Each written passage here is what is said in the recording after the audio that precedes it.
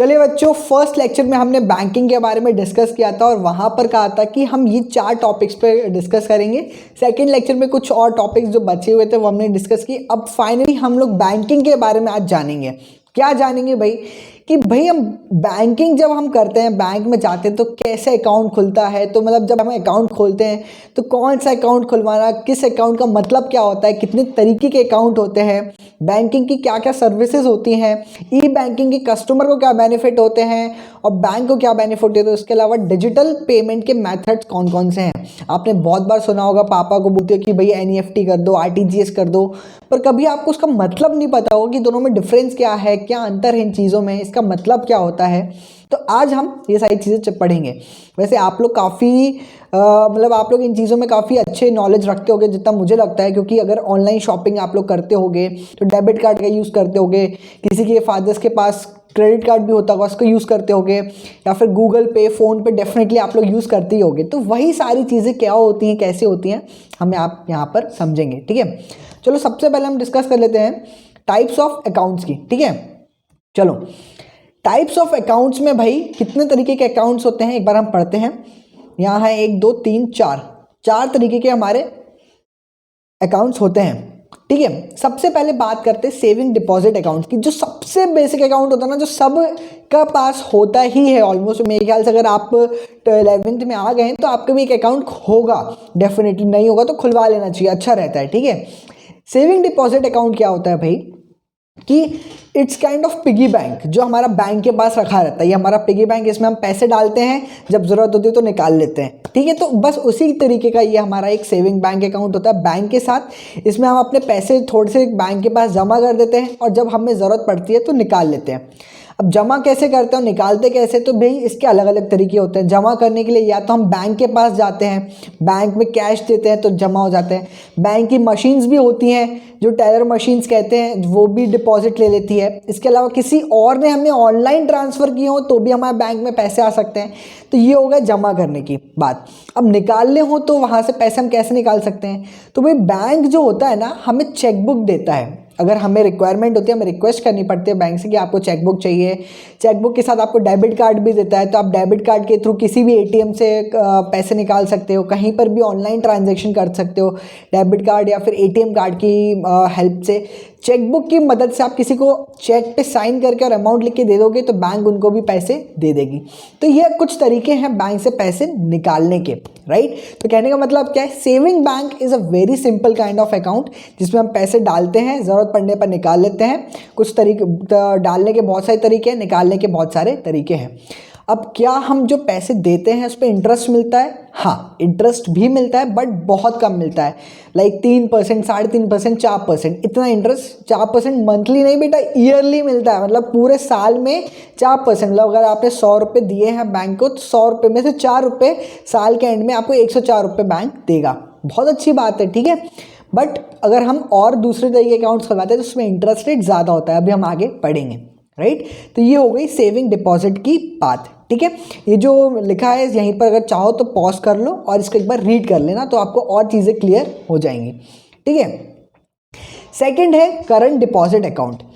अब भाई current deposit account क्या होता है, ये नॉर्मली बिजनेसमैन के लिए होता है, जो बिजनेस कर रहे होते हैं ना, जिनको बहुत सारा ट्रांजैक्शन करना होता है, हैवी अमाउंट ऑफ ट्रांजैक्शन, कि भाई डेली के 1000 ट्रांजैक्शन आने के पेमेंट आते हैं, 1000 लोगों को पेमेंट करने पड़ते हैं, इतने ट्रांजैक्शन होते हैं ना, तो उनको सर्विसेज भी अलग चाहिए पड़ती है। तो वो क्या करते हैं, करंट अकाउंट खोलते हैं। अब भाई करंट अकाउंट में क्या होता है, आप पैसे डालते हो, जैसे सेविंग में डालते हो वैसे करंट में भी आप पैसे डालते हो, बट करंट अकाउंट में कोई इंटरेस्ट नहीं मिलता है, क्योंकि बैंक तो आपको उल्टा सर्विसेज दे रही है, तो इंटरेस्ट क्यों दे आपको, राइट। तो पहली चीज़, करंट अकाउंट में जो हमारा पैसा है उसमें इंटरेस्ट नहीं मिलता, सेविंग अकाउंट में हमको इंटरेस्ट मिलता है, ठीक है भाई। और क्या है, करंट अकाउंट में हमें जब भी पैसे निकालने रहते हैं और भी फैसिलिटीज़ रहती हैं पैसे निकालने के लिए। भाई हमारे पास क्रेडिट कार्ड भी कंपनी दे देती है, अगर आपकी क्रेडिट वर्दीनेस अच्छी है। क्रेडिट कार्ड क्या होता है वो हम आगे अभी इसी आज के लेक्चर में पढ़ने वाले हैं, ठीक है।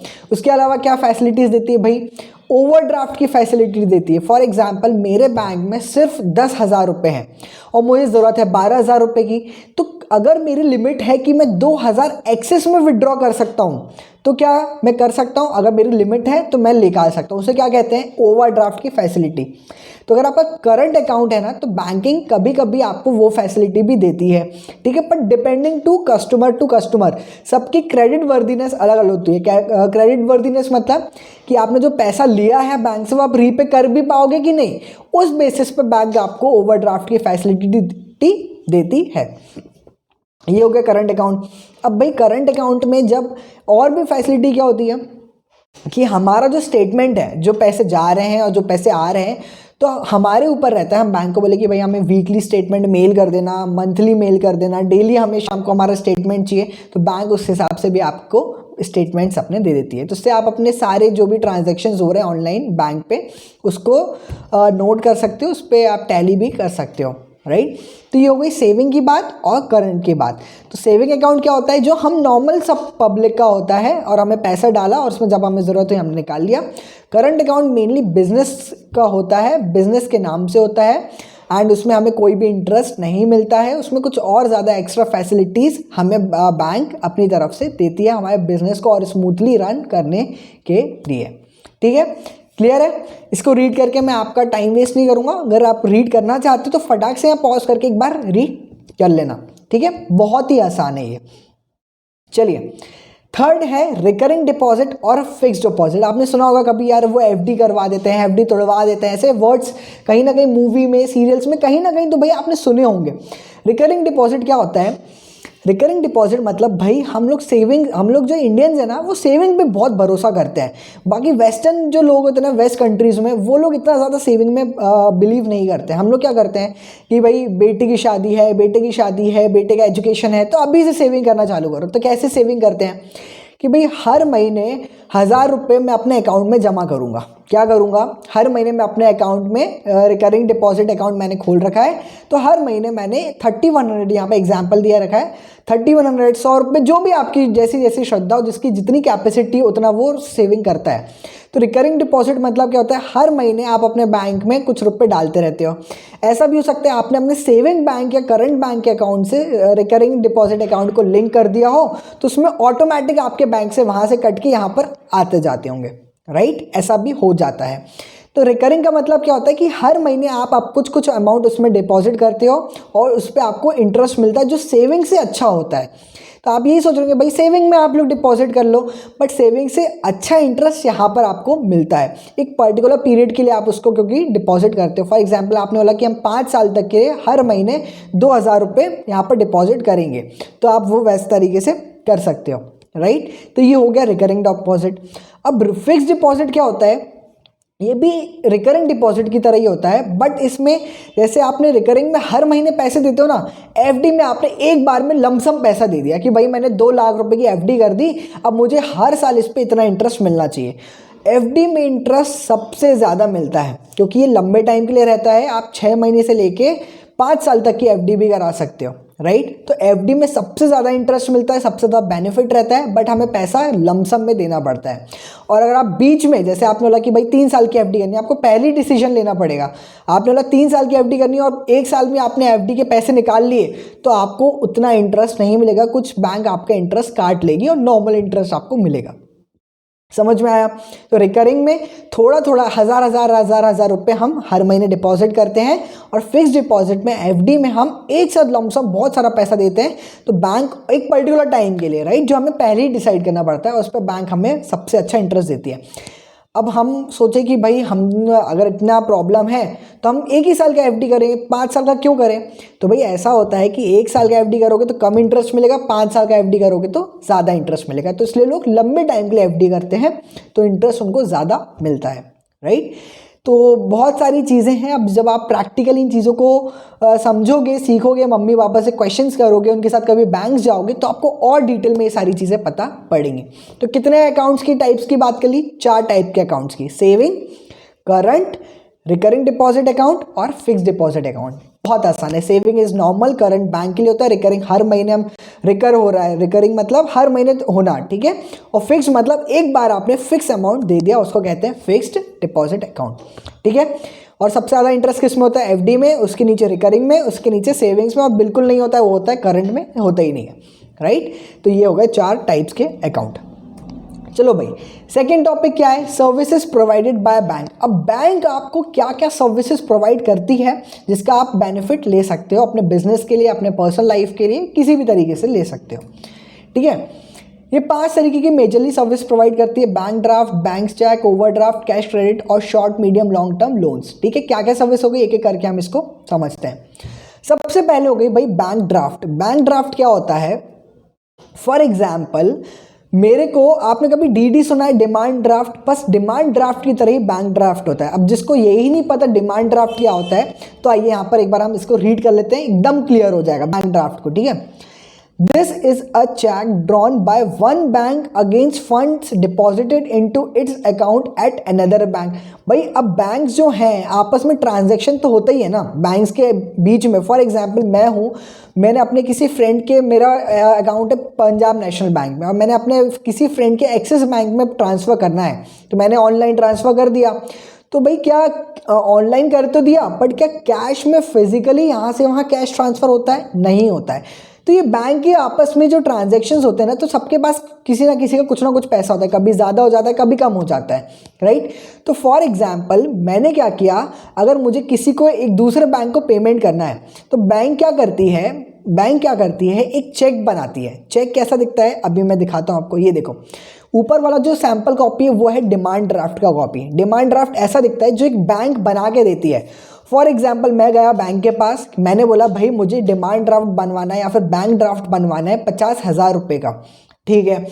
अब बैंक ने बोला कि ठीक है, बैंक को मैंने 50,000 रुपये दिए, या फिर मैंने बोला मेरा जो अकाउंट है आपके बैंक में उसमें से आप 50,000 रुपये काट लो। मैं कैश भी दे सकता हूँ और अपने अकाउंट में से भी कटवा सकता हूँ। तो जैसे ही मैंने बोला आप मेरी यह पैसे का एक डीडी बनवा दो इस नाम से इस बैंक के लिए, तो उनने इस तरीके का एक डीडी बना के मुझे दे दिया। अब ये डीडी का क्या करूँगा मैं, ये डीडी मैं अपने दोस्त को दे दूंगा, और जैसे ही वो डीडी अपने बैंक को देगा उसको पैसे मिल जाएंगे, या तो उसके अकाउंट में पैसे आ जाएंगे। समझ में आया? कहने का इतना सिंपल सा मतलब है कि जब मुझे एक बहुत टाइम पे डीडी का ट्रांजैक्शन मैंडेटरी माना जाता है। जब भी आप कभी कभी ऐसा होता है एग्जामिनेशन फॉर्म भरे हो किसी चीज़ का, तो लोग मैंडेटरी मानते हैं कि आपको डीडी में ही पेमेंट करना है अपने एग्जाम फीस का, राइट। तो हम क्या करते हैं, हम जाते हैं बैंक में, उनसे बोलते हैं हमें इस नाम की डीडी बनवानी है, तो बैंक उसमें थोड़ा सा अपना जो भी चार्जेस होता है वो चार्जेस लेता है और आपको डीडी बना के दे देता है। तो डीडी क्या होता है, डीडी एक रिक्वेस्ट होती है दूसरे बैंकर के लिए, दूसरे बैंक के लिए, कि भाई इनको आप इतने पैसे दे देना, मेरे अकाउंट से काट लेना। समझ में आया? बहुत आसान है, इतना सा समझ लो। फिर से पंजाब नेशनल बैंक और एसबीआई बैंक, तो पंजाब नेशनल बैंक का पैसा एसबीआई के पास रखा है और एसबीआई का पैसा इसके पास रखा है। तो पंजाब नेशनल बैंक ने एक चेक बना के दिया एसबीआई को कि भाई आप ये व्यक्ति को, जो भी ये चेक आपको दिखाएगा उसको इतना पैसा दे देना। बस, तो मैं हूँ जिसने ये चेक लेके अपने दोस्त को दिया, मेरे दोस्त ने एसबीआई में दिया, तो उसको जैसे ही वो डिमांड ड्राफ्ट देगा एसबीआई वाले उसको पैसा दे देंगे और पंजाब नेशनल बैंक के अकाउंट से उसको माइनस कर देंगे। तो ये हो गया बैंक ड्राफ्ट का मतलब। आई होप आपको क्लियर हो गया होगा, ठीक है। अब भाई बैंकर्स चेक या फिर पे ऑर्डर क्या होता है?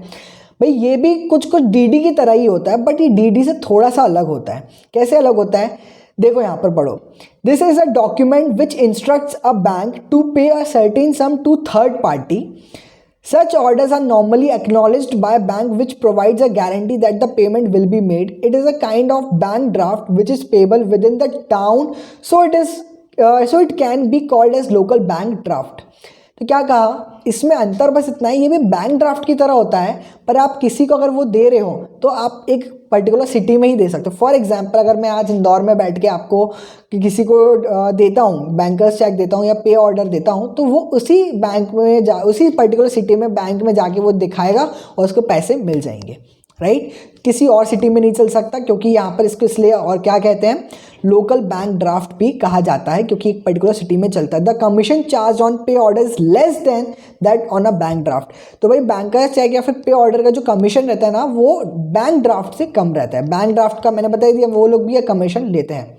करेक्ट, समझ में आ गया।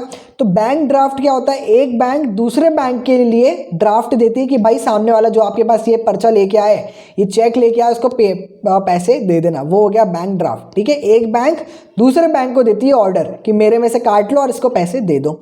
ठीक है, बैंकर्स चेक क्या होता है, बैंकर्स चेक होता है कि भाई ये लो पे ऑर्डर और इतना पैसा जो भी ये पर्चा मेरे पास लेके आएगा इस सिटी का आदमी, तो मैं उसको पैसे दे दूंगा। तो ये लोकल में ही चलता है, तो ये बैंक की बैंक में चलता है।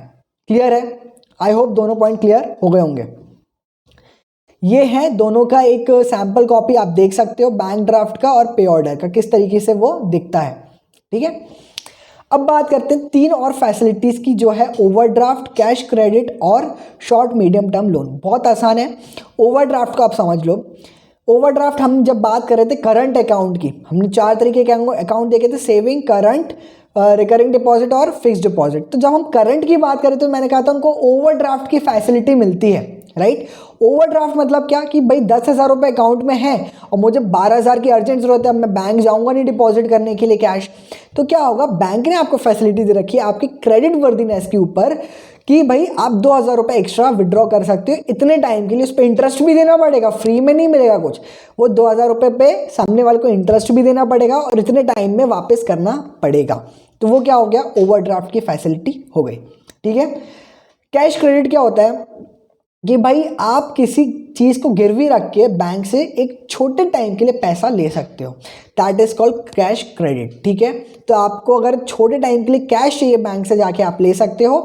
ठीक है, वो फैसिलिटी भी बैंक देती है, बट आपको कुछ ना कुछ मॉर्गेज रखना पड़ेगा, गिरवी रखना पड़ेगा as a security. Short, medium और लॉन्ग टर्म लोन, बहुत सारे तरीके के लोन होते हैं भाई, यही तो बैंक का मेन धंधा है, लोन देगा तभी तो पैसे आएंगे। तो बेसिकली क्या होता है, होम लोन होता है, कार लोन होता है, 2 व्हीलर लोन होता है, ये लोन वो लोन, एजुकेशन लोन, घूमने का लोन, बहुत सारी तरीके के लोन होते हैं, राइट। तो बैंक क्या करता है, अलग अलग लोन के अलग अलग रेट्स होते हैं। तो लोन के रूप में बैंक शॉर्ट टर्म के लिए, मीडियम टर्म के लिए और लॉन्ग टर्म के लिए पैसा देता है और इंटरेस्ट लेता है। क्लियर है? तो ये फैसिलिटी भी, कभी आपको लोन की ज़रूरत पड़ गई एजुकेशन के लिए, अपने बिजनेस के लिए, या 4 व्हीलर खरीदने के लिए, हाउस खरीदने के लिए, तो आप बैंक के पास जा सकते हो, जो भी रिक्वायर्ड डॉक्यूमेंट्स होते हैं वो आप वहाँ पर सबमिट कर सकते हो और वहाँ से क्या कर सकते हो, पैसे ले सकते हो। बहुत बढ़िया। तो क्या क्या फैसिलिटी हो गई, ओवरड्राफ्ट कि भाई 10,000 12,000 चाहिए, 10,000 है तो 2,000 बैंक आपको लेगी, ठीक है निकाल लो भाई, आप हमारे अच्छे क्लाइंट हो और पैसे दे दोगे, हमें पता है। कैश क्रेडिट कि भाई कुछ सिक्योरिटी रख के बैंक से पैसे निकाल लिए और वापस कर दिए थोड़े दिनों में। ठीक है, और लोन मतलब बाकायदा डॉक्यूमेंट दे के भाई आपको लोन मिलता है, इस तरीके से। क्लियर है?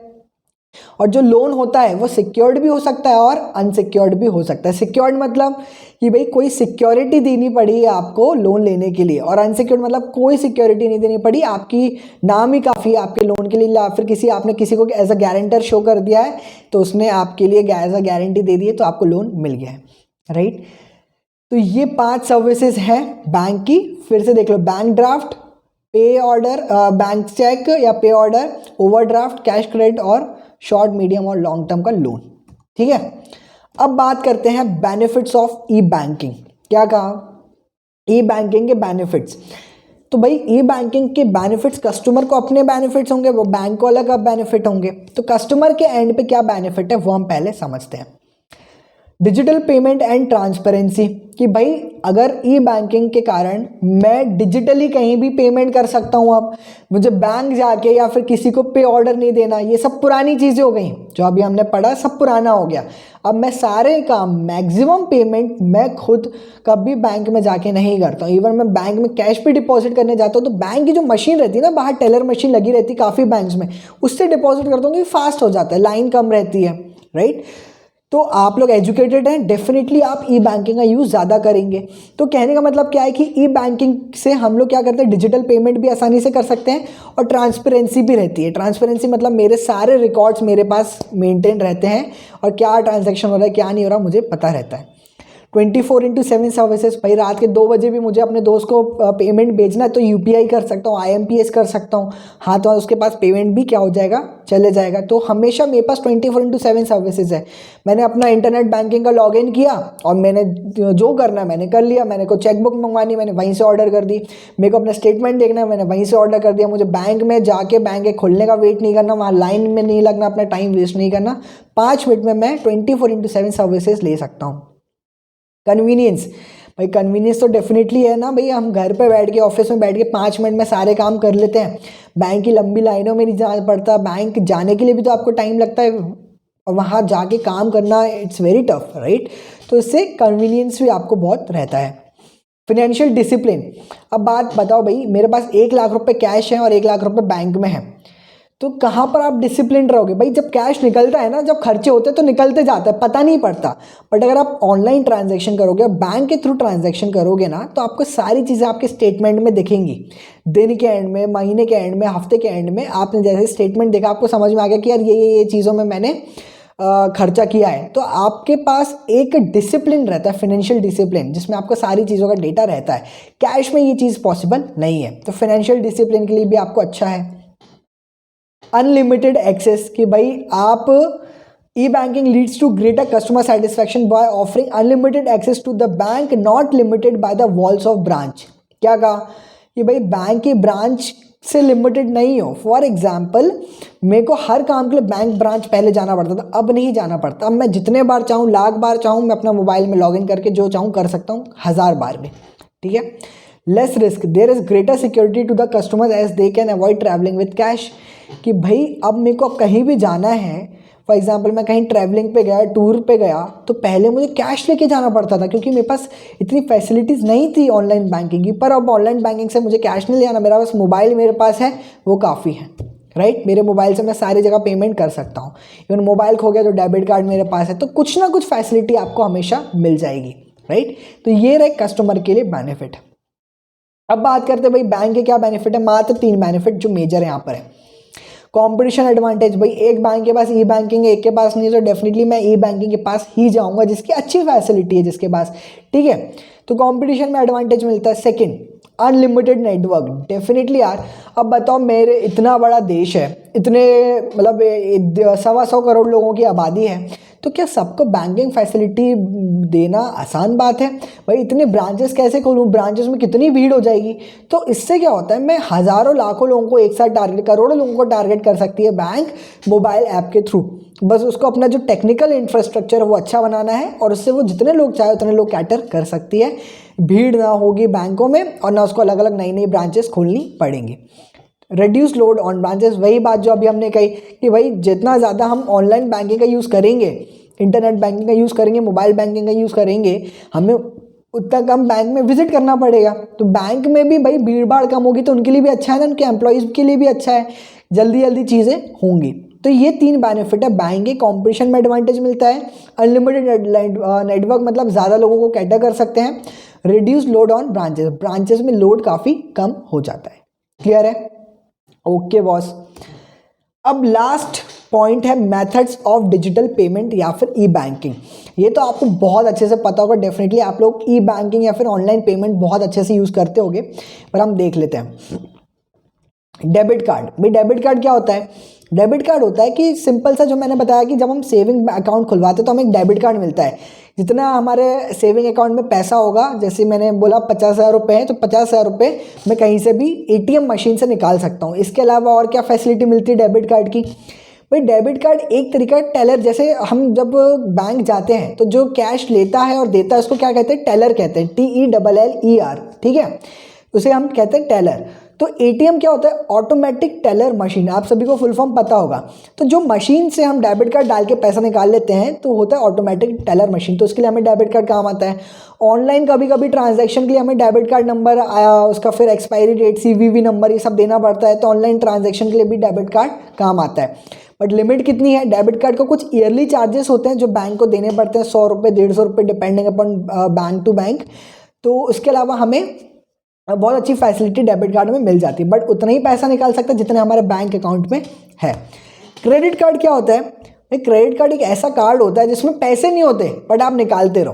फॉर एग्जाम्पल मेरी क्रेडिट वर्दीनेस बहुत अच्छी है, क्या कहा, मैं बैंक को पता है मैं अच्छा आदमी हूँ, अच्छा बिजनेस कर रहा हूँ, अच्छा कमा रहा हूँ, और मैं अगर कुछ पैसा निकाल रहा हूँ बैंक से ले रहा हूँ तो वो वापस उसको मिल जाएगा। तो बैंक मुझे क्रेडिट कार्ड देती है, उस क्रेडिट कार्ड की एक लिमिट होती है, उसमें पैसा ज़ीरो होता है, ज़ीरो पैसा होता है, पर उसकी एक लिमिट होती है कि भाई इनकी लिमिट है 15,000 रुपये तक, कि 15,000 रुपये तक ही अपने पैसे ले सकते हैं, हमसे उधारी ले सकते हैं। पर मुझे वो 15,000 रुपये एक पर्टिकुलर टाइम पीरियड के अंदर, जो नॉर्मली 45 to 50 डेज़ का होता है, उसके अंदर अंदर चुकाने पड़ते हैं बैंक को। अगर नहीं चुकाए तो उस पर मुझे भारी इंटरेस्ट लगता है। 3% जो साल का बैंक देती है, वो 3% एक महीने में पेनल्टी लगा देती है, राइट। इतना इतना इंटरेस्ट, 3-3.5% तक भी इंटरेस्ट ले लेती है बैंक। तो कहने का मतलब क्या है, क्रेडिट कार्ड क्या होता है, जिसमें बैलेंस कुछ नहीं होता है, खाली कार्ड होता है, बट बैंक क्या करती है, हमें उसमें से एक लिमिट दे देती है कि भाई 12,000 रुपये, 15,000 रुपये, 50,000 रुपये, 1 लाख रुपये, आपकी लिमिट के हिसाब से इतना आप विड्रॉ कर सकते हो, पर इतने दिन के अंदर अंदर आप हमें चुका देना, वरना आपको पेनल्टी लग जाएगी। ठीक है, ये होता है क्रेडिट कार्ड। कैश की तरह ही काम करता है, डेबिट कार्ड की तरह ही काम करता है, ऑनलाइन ट्रांजैक्शन में आप उसको यूज़ कर सकते हो। ठीक है, चलो भाई, अब बात आती है एनईएफटी की और आरटीजीएस की। ठीक है, एनईएफटी क्या होता है, नेशनल इलेक्ट्रॉनिक फंड ट्रांसफर, और आरटीजीएस होता है रियल टाइम ग्रॉस सेटलमेंट। अब एनईएफटी का मतलब एक बार आप समझो क्या होता है। एनईएफटी मतलब अगर मुझे कहीं ऑनलाइन ट्रांसफ़र करना है तो मैं एनईएफटी के थ्रू करता हूँ, और आरटीजीएस भी उसी काम आता है, बट दोनों में एक डिफरेंस है। वो क्या डिफरेंस है वो हम अभी अगली स्लाइड में समझते हैं। तो इतना समझ लो, जब भी हमें ऑनलाइन ट्रांसफ़र करना है फंड, तो हम लोग नॉर्मली क्या करते हैं, अगर हम लोग आरटीजीएस करते हैं या फिर एनईएफटी करते हैं, इसका मतलब समझते हैं। दोनों में अलग अलग चीज़ें हैं। पहले आरटीजीएस के ये जो फीचर्स है ना वो समझ लो। इलेक्ट्रॉनिक फंड ट्रांसफर करते हैं आरबीआई के थ्रू। This electronic system is controlled by RBI. There is no physical exchange of money. The RBI makes adjustment in the electronic accounts of both the banks. एक ने लिया, एक बैंक ने दिया, तो दोनों बैंक के बीच में आखिरी में दिन के एंड में एक सेटलमेंट कर देता है कौन, आरबीआई। ठीक है, ऑनलाइन ही चलता है। मैंने अभी बताया ना, कैश यहाँ से यहाँ कोई नहीं ले जाता है, सारा काम कैसा होता है, ऑनलाइन होता है। The RTGS system is suited for high value transaction. Minimum 2 lakh का ट्रांजैक्शन होगा तभी आप आरटीजीएस कर सकते हो।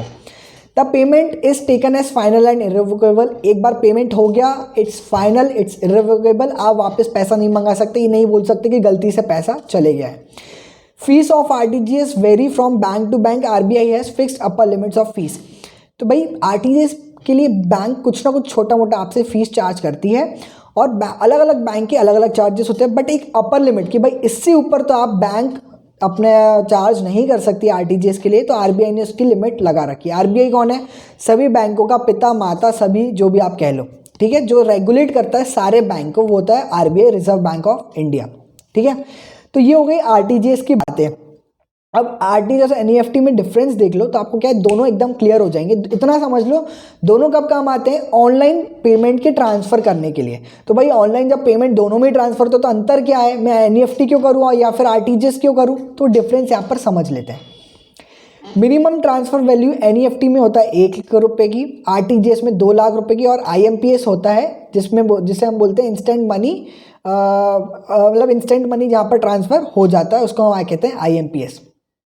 तो भाई आरटीजीएस में कितनी मिनिमम लिमिट है, मतलब 2 लाख से नीचे का ट्रांजैक्शन में आरटीजीएस नहीं कर सकते। तो सिंपल भाई कि 2 लाख से नीचे का ट्रांजैक्शन करना है तो एनईएफटी या फिर आईएमपीएस का ही यूज़ करना पड़ेगा, मैं आरटीजीएस का यूज़ नहीं कर सकता।